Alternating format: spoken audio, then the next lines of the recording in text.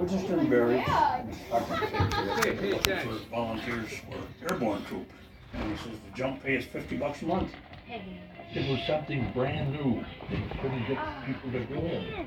It had to be volunteer. They couldn't just draft you in there. I thought that was the best thing in the world. I got off the bus at Fort Benning, Georgia, and I'm trudging on down the road with my barracks bag on my shoulder, and I heard this aircraft coming up on my right. Well, once guys started flying out the door, and that was the first time I had an inkling of what the hell I was getting myself into. They seem like it's determined to get you so scared. That famous one is if your chute doesn't open, bring it back and we'll give you another one.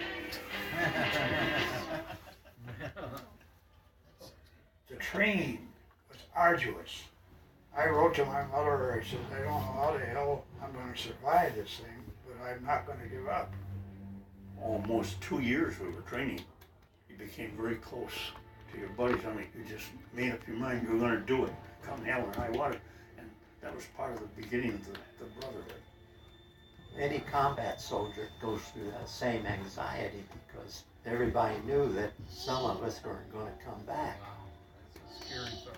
We knew something big was going to happen. I think we were about as ready as you could get. It's just kind of like clockwork.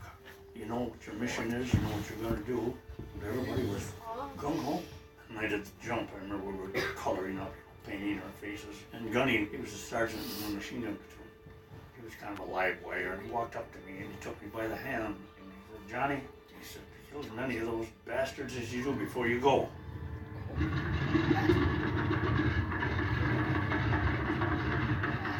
Flight leader said, you look a little nervous. This was just when we were getting ready to take off.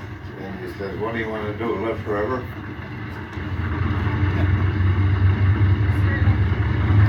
Rumbling. You can feel it. Yeah, I can. Look.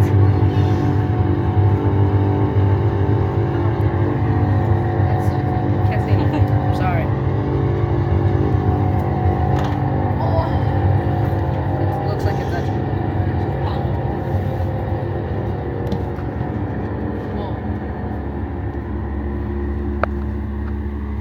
And I looked at my watch at 1 minute to 12. 1 minute to D-Day.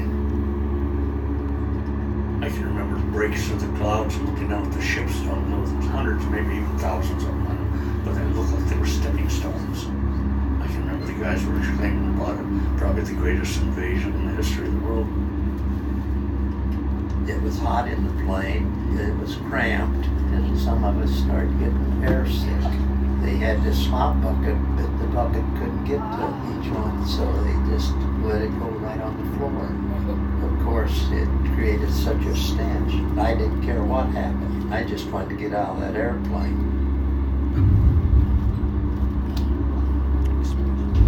Well, I remember looking out of the aircraft, there was a real bright light coming. Then the aircraft made an immediate 45, started over the Normandy Peninsula.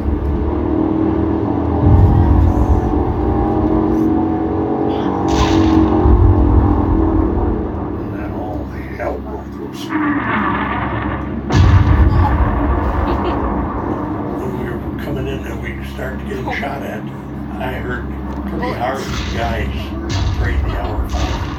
I imagine that was the first time they were praying in years. There's nothing else you could do but wait for the one to blow you out the feet.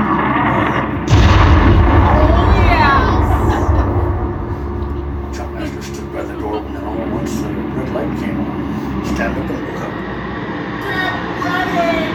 Stand up! Look up!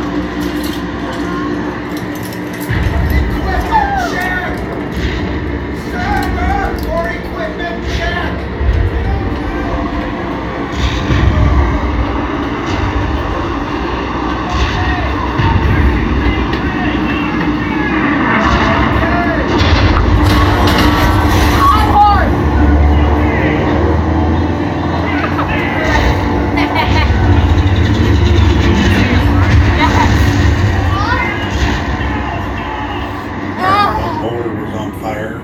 Guys in the plane were praying and dropping over dead. Our plane was going down, and there were bodies all over the floor. Oh, you're actually here. Hey guys, quiet down, settle down. Okay. Come on. The three of us were closest to the door, got out, nobody else. Wet.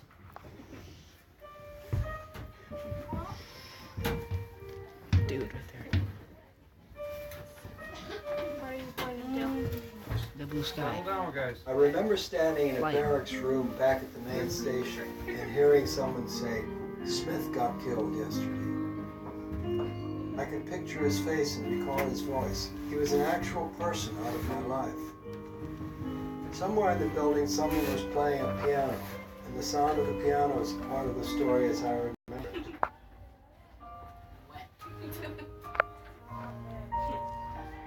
On a Friday night after work, I got a telegram that said he had been slightly wounded. And my thought was, oh good, now he'll be coming home. But just a few days later, my mother called. They had received another telegram that said he had been killed, that he had died. I cried and I cried. Years later, I would dream about him coming home. And he was an old man. But he didn't remember me. He just couldn't place who I was. But I could see him, I could hear him talk. I told my mother, this can't be the good earth that I've always known. This must be hell. What?